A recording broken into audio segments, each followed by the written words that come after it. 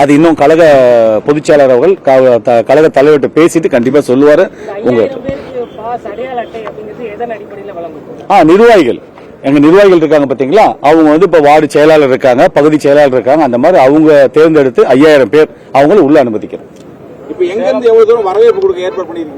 வரவேற்பு அதுக்கான இப்பதான் பாதுகாப்பு, முதல்ல பாதுகாப்பு தானே, அதுக்கான பணிகளை மேற்கொண்டிருக்கேன். எந்த விதமான அசம்பாவிதம் நடந்துவிடக் கூடாது. தமிழ்நாடு திரும்பி பார்க்கும் வகையில் இப்படிதான் நடக்கணும், அப்படிங்கிற வகையில் நடக்க வேண்டும் என்பதற்காக தான் முதல்ல நீங்க பாத்தீங்க ஏசி சார் வந்திருந்தாரு. அவரும் சில ஆலோசனை எல்லாம் சொல்லிட்டு போயிருக்காங்க. அதன் அடிப்படையில் என்னென்ன பண்ணுங்க, முதல்ல பாதுகாப்பு ஏற்பாடு பண்றோம்.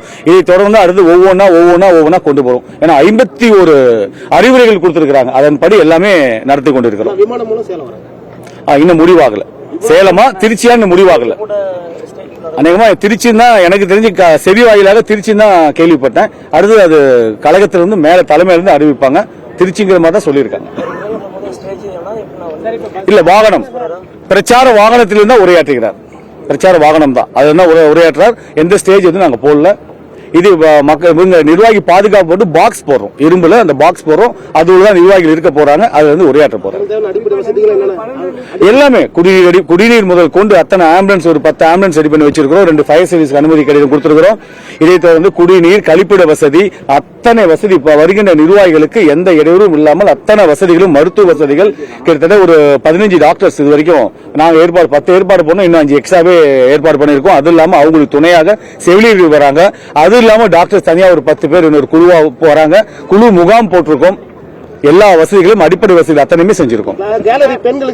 தனியா போட்டிருக்கோம், பெண்களுக்கு தனியா போட்டிருக்கோம், இவங்க ஆண்களுக்கு தனியா போட்டிருக்கோம். ஏன்னா இதுல வந்து வயசானவர்கள், குழந்தைகள், கர்ப்பிணி பெண்கள், அதுக்கப்புறம் மாற்றுத்திறனாளிகள், இவர்களுக்கு உள்ள கண்டிப்பாக அனுமதி இல்லை. பொதுமக்கள் உள்பட இவங்க யாருக்குமே இங்க அனுமதி இல்லை.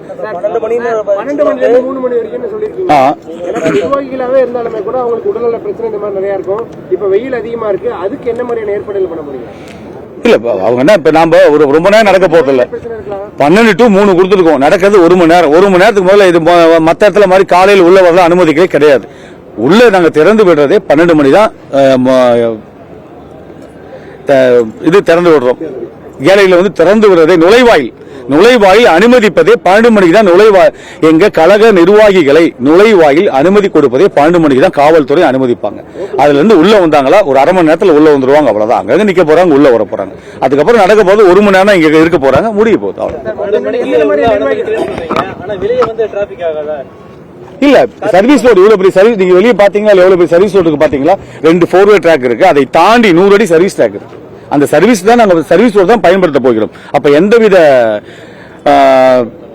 சாலை டிராபிக் ஜாம் ஆக போறதில்ல. ஏற்கனவே பார்த்துட்டோம் எந்த வழியா வர்றது, நம்ம நிர்வாகிகள் எந்த வழியா வருவாங்க எல்லாமே பார்த்துட்டோம். அதனால நீங்க நினைக்கிற மாதிரி டிராபிக் ஜாம் ஆகிறதுக்கு வாய்ப்பே இல்லை. எங்களோட நோக்கமும் அந்த மாதிரி நடக்க கூடாது என்பதற்காக என்னென்ன வழிகள் செய்யணுமோ அவரும் காவல்துறை ஒத்துழைப்போடு செஞ்சிருக்கோம்.